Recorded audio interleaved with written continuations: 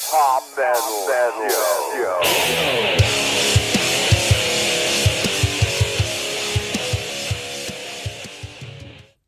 Alright, so this Hops Metal Show is Hop. Going solo here. We haven't been down the studio for, golly, it feels like a couple months. We've been doing some interviews, and we had interviewed a band called LA Maybe a couple weeks ago, and Dallas Dwight really got in-depth on the video shoot for When I'm Going.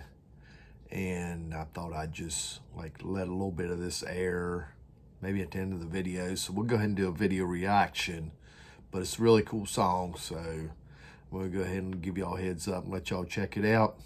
We're gonna let it roll now. Talk to you in a bit.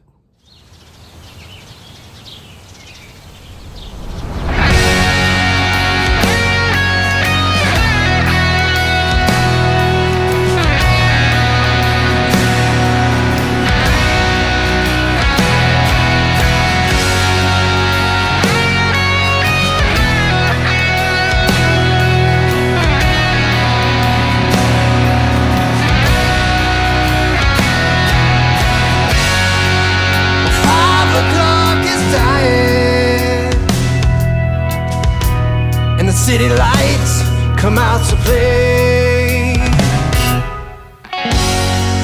I'm lost in this moment. There's so much I wish I could say, but hey, I'm just trying to make it through the day. I must have lost myself along the way.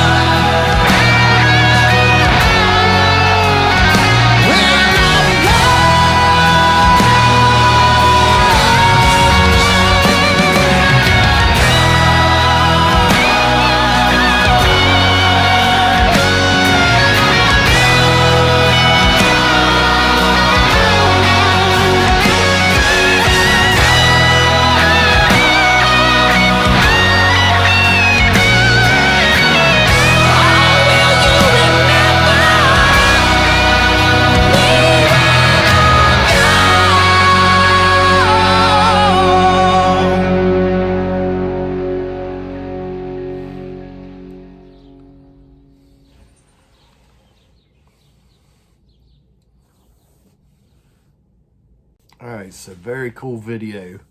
Really like the song. The song is freaking awesome. Stay around for a little bit after this, and you can check out the interview and talk more in detail about the song. But make sure you stick around for all that. All right, for the video for When I'm Going, we talked about earlier. The video, the scenery kind of reminds us from the area we're in, and the solo being played on top of the piano was kind of referenced. I remember Slash playing on top of piano on November Rain, and yeah, he does that live, I think, most of the time as well. Yeah, I'd seen it with him, and I think it was Axel and Elton when they. Yeah, funny enough, that's actually not where we thought of that idea. I had this vision of the piano in the field. Oh, really? And I knew we had access to it. It's not a real piano; it's just a facade. Real one will be stupid heavy. So there's no keyboard in this piano. It's just essentially just literally a shell with keys that don't do anything. And we pulled it down there, backed it off the truck, set it up in the field, and decided, this is the shot that I wanted. I wanted this wheat fields with, and the drone. We had the drone coming in and everything. Our videographer was like, Dallas, why don't you just stand on top of it for the solo? I was like, all right, cool. And it was, I just remember it being super rickety. I was like, I couldn't move at all, or I felt like this whole thing was just going to topple over. And so we got a couple shots of that. And then as we were wrapping up, we looked over in the distance and see some storm clouds. We're like, uh-oh. And it was probably 30 seconds from no rain to torrential downpour. And we're all just loading this piano back onto the truck as fast as we can. And way down, probably a mile on the other side of the fields, Foz, our drummer, is recording drum stuff at that point. So we kind of meet back up in the middle, and everybody's running stuff into the trucks and the cars and stuff. If you go back on our Instagram page a while, I think this would have been this time last year. We actually filmed day 2 of that was filmed July 5th. So the day after July 4th last year.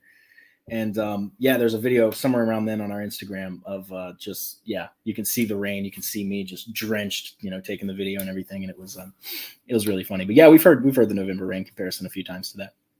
Well, I just know I was talking to Wes. Wes wants to ask a question about the guitar end of it. But I just know that the second time I watched the video, I'm like, I wondered if the rain was planned or if it wasn't planned. So I guess you answered. No, it was filmed over 2 days. The first day we had all these great plans, and then the rain canceled everything. So luckily we had some stuff done, and then we ended up having to book a different day. That second day, that ended up being July 5th. The other day was like first week in June or something, if I remember. And to preface that guitar solo story, Ridge, our videographer, and I had a lot of meetings about this video. I had a lot of specific visions I wanted for it. And one of the visions was in the sense that November Rain has a very iconic solo moment where he comes out of the church and the helicopter shot with the wind and all that. And I wanted not a similar aesthetic shot, but I wanted a similar moment where the solo could kind of have its own moment to shine. And we didn't ever land on what that was going to be, but we agreed to keep our eyes open for any possibilities. We thought maybe I'd stand on a dock out on the lake or something where we kind of nearby or something. And then it started pouring rain, and everybody's inside. We're in this old couple's home. They let us use all their fields, and they were helping us dry off the drums and stuff. And Ridge and I just looked at Ridge and I said, let's go.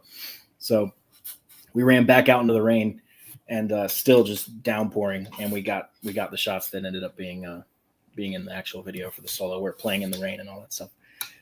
That was not fake rain. That was very real. Was that why you used the Telecaster? Because it was a less expensive guitar to jack up in the rain than the... No, that Telecaster actually means a lot more to me than those expensive Les Pauls. The story behind When I'm Gone is about my friend Daniel in high school. We kind of grew up together, best friends. He killed himself in 2015. Yeah. So the song's about him. And he was a phenomenal guitar player as well. Me and him kind of came up together playing and teaching each other stuff, and always in bands and stuff. And that Telecaster is one of his guitars. Wow. So I own 2 guitars, from 2 of Daniel's guitars. One's that blue Tele, and one's like a white.